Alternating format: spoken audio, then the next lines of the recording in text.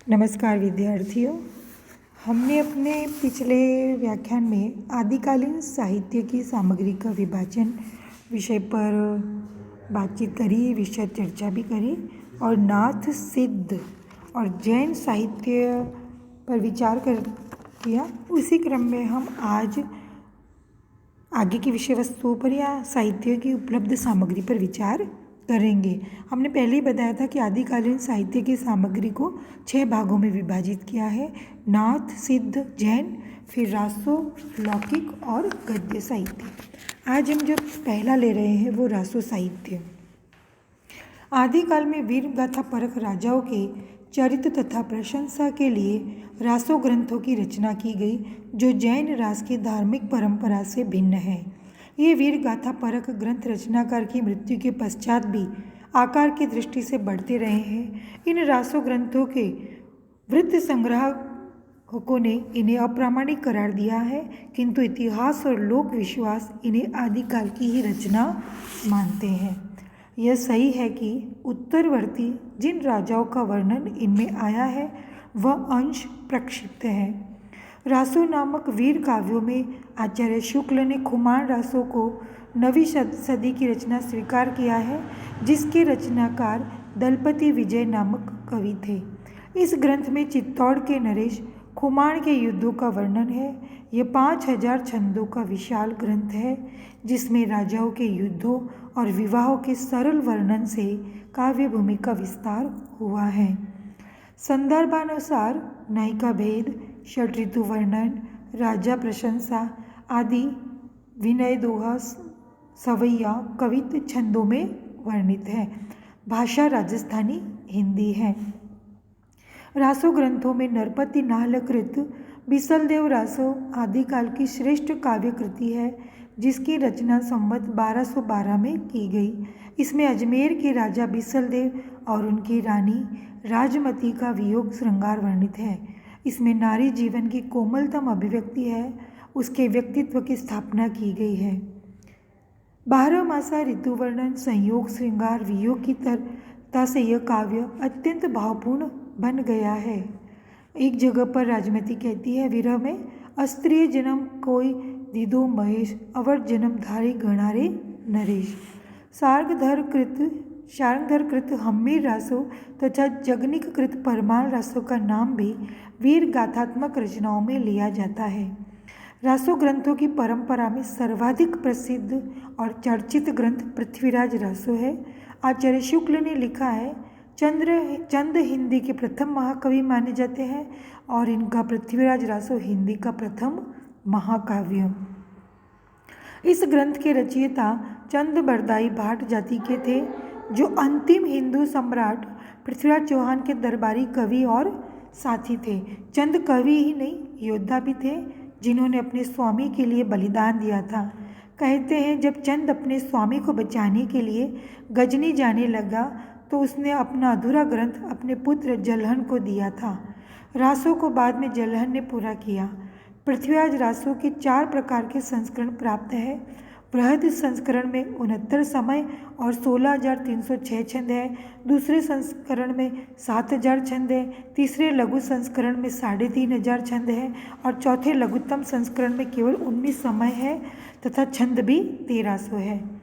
पृथ्वीराज रासो में सम्राट पृथ्वीराज के अनेक विवाहों, युद्धों आदि का वर्णन है। मोहम्मद गोरी के साथ उनके अनेक युद्धों का चित्रण अत्यंत ओजस्वी भाषा में है। इस ग्रंथ की प्रामाणिकता और अप्रामाणिकता को लेकर हिंदी विद्वान 2 खेमों में बंटे हुए हैं। डॉक्टर श्याम सुंदर, मोहनलाल विष्णुलाल पंड्या, मिश्र बंधु, कर्नल टाउड इसे प्रामाणिक मानते हैं और आचार्य शुक्ल जी, कवि राजा श्यामल दास, गौरीशंकर, हीराचंद ओझा, वुलर, मुंशी देवी प्रसाद इसे सर्वथा अप्रामाणिक मानते हैं। आचार्य हजारी प्रसाद द्विवेदी चंद और उनके रासो लिखने को तो प्रामाणिक मानते हैं, किंतु उपलब्ध कृति को चंद की लिखी नहीं मानते। सभी पक्षों ने अपने अपने तर्क प्रस्तुत किए। पृथ्वीराज रासो अपनी प्रामाणिकता अप्रामाणिकता के झगड़े से दूर महाभारत की तरह एक विशाल महाकाव्य है, जिसमें वीर और श्रृंगार रसों का उत्कर्ष है।